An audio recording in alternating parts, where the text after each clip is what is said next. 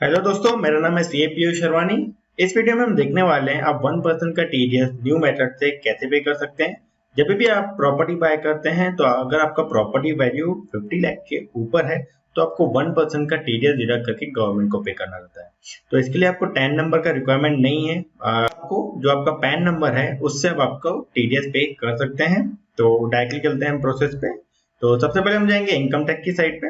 Income tax पे आपको login करना पड़ेगा आपके पैन नंबर से। तो हमने लॉगिन कर चुके हैं, ये हमारा डैशबोर्ड है। लॉगिन करने के बाद उसके बाद आपको जाना है ई फाइल में, ई पे टैक्स,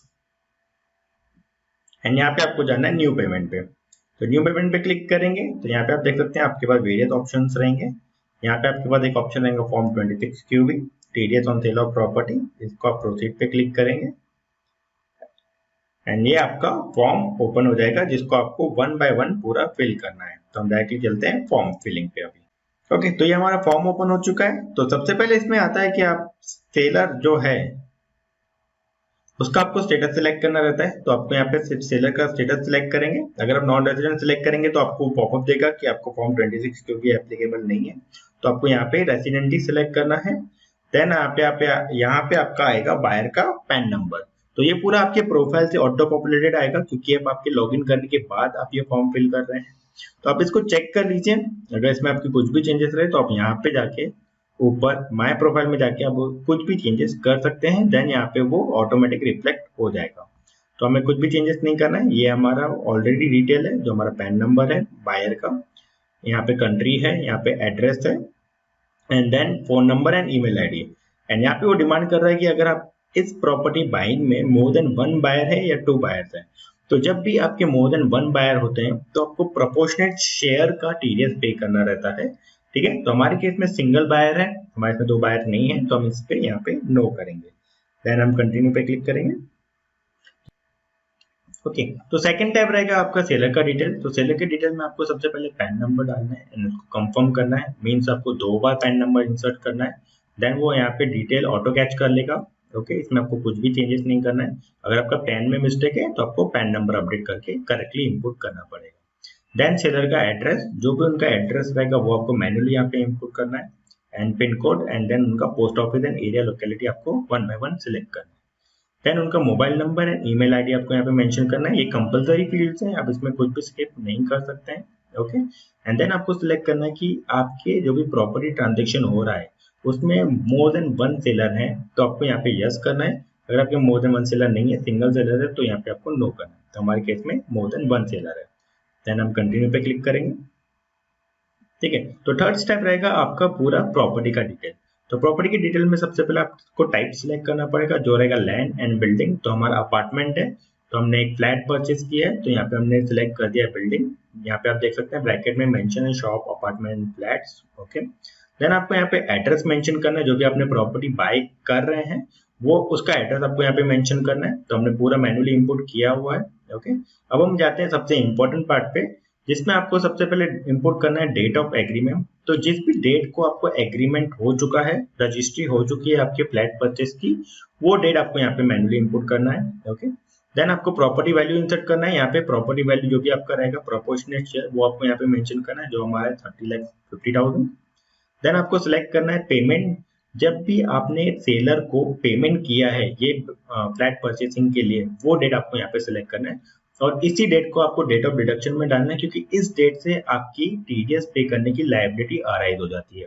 आपकी एग्रीमेंट डेट से नहीं होती है, आपकी सेलिंग डेट, जब आपने पेमेंट डेट जो आपने पेमेंट किया है उस डेट से आपका लायबिलिटी अराइज हो जाता है और इस डेट से ही आपका ड्यू डेट डिफाइन हो जाएगा। जिस जिस भी मंथ में आपने ये पे किया रहेगा उसके नेक्स्ट मंथ के एंड तक आपको फॉर्म 26 क्यूबी कंप्लीट करना है। तो हमने 3 जून को पे किया, हमने डेट सिलेक्ट कर दिया एंड डेट ऑफ डिडक्शन में वो ऑटोमेटिक सिलेक्ट कर देगा 3 जून।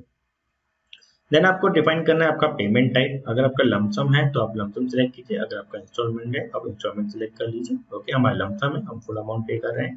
ठीक है, हमारा लास्ट इंस्टॉलमेंट नहीं है क्योंकि हम लमसम में वन शॉट में कर रहे हैं तो ये आपको एप्लीकेबल नहीं होगा। देन आपको सिलेक्ट करना है कि आपका stamp duty value higher than sale consideration है तो हमारा नो। ये बहुत ही रेयर केस में होता है यस, तो हमारा नो है। ओके, देन आपको मेंशन करना है कि आपने कितना अमाउंट पे किया है। तो हम फुल अमाउंट पे कर चुके हैं सेलर को, वही अमाउंट हमने यहाँ पे इंसर्ट किया, जो हमारी प्रॉपर्टी वैल्यू है वही हम फुल अमाउंट पे कर चुके हैं, वही हमारा स्टैम्प ड्यूटी है, तो हमने वो यहाँ पे सिलेक्ट किया हुआ है। ओके, अब हम नीचे जाएंगे, जैसे हम यहाँ पे इनपुट करेंगे 30,50,000 जितना अमाउंट आपने पे किया है, यहाँ पे डिटेल ऑटो पॉपुलेटेड आ जाएंगे कि आपका कितना टैक्स बनता है। ओके, तो 30 लाख पे आपको टैक्स बनता है 1% का 30,500 का, जो हम अभी नेक्स्ट स्टेप पे करेंगे। तो अगर इसमें आपको कुछ भी क्वेरी रहे तो आप नीचे कमेंट बॉक्स में मेंशन कीजिए। अब हम जाएंगे नेक्स्ट डायरेक्ट पेमेंट टैब पे। ओके, तो हम इस पे कंटिन्यू पे क्लिक करेंगे। ओके, तो यहाँ पे आपको पेमेंट मोड ऑप्शन सेलेक्ट करेगा, आप कैसे पे करना चाहते हैं, हम डेबिट कार्ड से पे करेंगे। ओके, तो हम डेबिट कार्ड से हम पेमेंट कंप्लीट करेंगे, तो हमारा बैंक डेबिट कार्ड के लिस्ट में मेंशन नहीं है, तो उसके लिए हम जाएंगे पेमेंट गेटवे पे। ओके, अगर आपका bank net banking debit card में अवेलेबल नहीं है, तो आप ये प्रोसेस जो हम इस वीडियो में कवर कर रहे हैं, आप भी उस प्रोसेस से पे कर सकते हैं। तो पेमेंट गेटवे के ऑप्शन है यहाँ पे 6, जो ये 6 बैंक हैं वो पेमेंट गेटवे का ऑप्शन दे रहे हैं। तो इस बैंक के थ्रू ये बैंक सिलेक्ट करके आप आपका कोई भी बैंक से पेमेंट कर सकते हैं। ओके, तो उसके पहले हम देखेंगे कि कोई भी सर्विस यूज करने के लिए, बैंकिंग का पेमेंट गेटवे यूज करने के लिए कोई ट्रांजेक्शन चार्जेस हैं या नहीं। तो उसके लिए आपको यहाँ पे क्लिक करना है ट्रांजेक्शन चार्जेस पे। तो यहाँ पे हर एक बैंक का आपको डिटेल आ जाएगा कि आपको, अगर आप फेडरल बैंक का पेमेंट गेटवे यूज करेंगे तो आपको नेट बैंकिंग से इतना चार्जेस लगेगा, HDFC बैंक है तो 12 रुपीज, डेबिट कार्ड है तो 0। ओके, तो आपको ये पूरा डिफाइन चेक करना है, जिसमें आपको चार्जेस कम लगे या ना लगे वो बैंक आपको सिलेक्ट करना है। तो मैं नीचे सिलेक्ट करूंगा HDFC बैंक, आई थिंक उसमें कोई भी चार्जेस नहीं है, हमारा HDFC बैंक हम यहाँ पे सिलेक्ट करेंगे। ओके, तो HDFC बैंक हमने सिलेक्ट किया एंड देन कंटिन्यू पे क्लिक किया। ओके, तो जैसे हम कंटिन्यू पे क्लिक करेंगे, आपका फॉर्म यहाँ पे ओपन हो चुका है। यहाँ पे आपका पूरा पेमेंट डिटेल सिलेक्टेड जो भी है, HDFC bank payment gateway use कर रहे हैं। बायर का डिटेल यहाँ पे आ जाएगा, नेम, पैन नंबर एंड उसका कैटेगरी, उसका एड्रेस, उसका मोबाइल नंबर, उसका ईमेल आईडी। देन सेलर का डिटेल आ जाएगा। ओके, पैन नंबर है उनका, उनका जो पैन नंबर है, उनका जो नेम है वही सबसे इंपॉर्टेंट है, उनके अकाउंट पे रिफ्लेक्ट होना चाहिए, इसलिए आपको पैन नंबर करेक्टली इंसर्ट करना है। एक बार का एड्रेस वगैरह में मिस्टेक हुआ तो वो चल जाता है। ओके, तो अब हम नीचे जाएंगे प्रॉपर्टी डिटेल्स, तो प्रॉपर्टी डिटेल्स हमने करेक्टली फिल की हुई है। अब हम जाएंगे और नीचे, तो यहाँ पे डिपॉजिट डिटेल्स है, तो ये पूरा का पूरा जो आपने फॉर्म फिल किया है उसका प्रीव्यू सेक्शन रहेगा यहाँ पे। ओके, तो अब हम जाएंगे नेक्स्ट स्टेप पेमेंट प्रोसेस पे। तो उसके लिए आपको जाना है पे नाउ पे।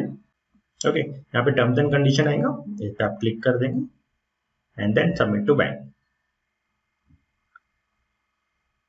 जैसे आप सबमिट टू बैंक करेंगे, आपको ये रीडायरेक्ट करेगा पेमेंट गेटवे पे। यहाँ पे आपके पास ऑप्शन है यूपीआई एंड कार्ड। ओके, तो हम डेबिट कार्ड यूज कर रहे हैं तो डेबिट कार्ड सिलेक्ट करेंगे एंड यहाँ पे हम इंसर्ट करेंगे कार्ड नंबर।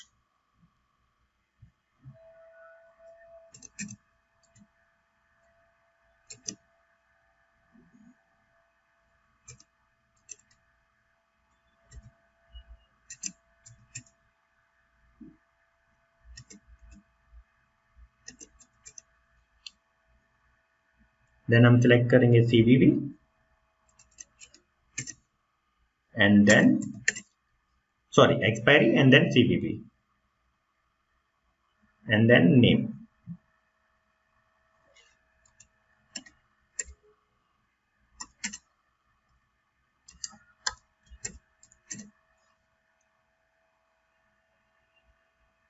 ओके, हमने डिटेल इंसर्ट कर दिया, देन हम प्रोसीड पे क्लिक करेंगे।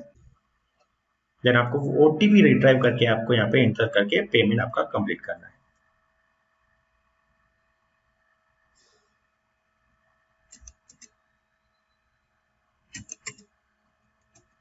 ओके, एंड देन आप OTP रिट्राइव, आपको अगर OTP आ चुका है देन आपने इंसर्ट कर दिया, देन आपको सबमिट पे क्लिक करना है।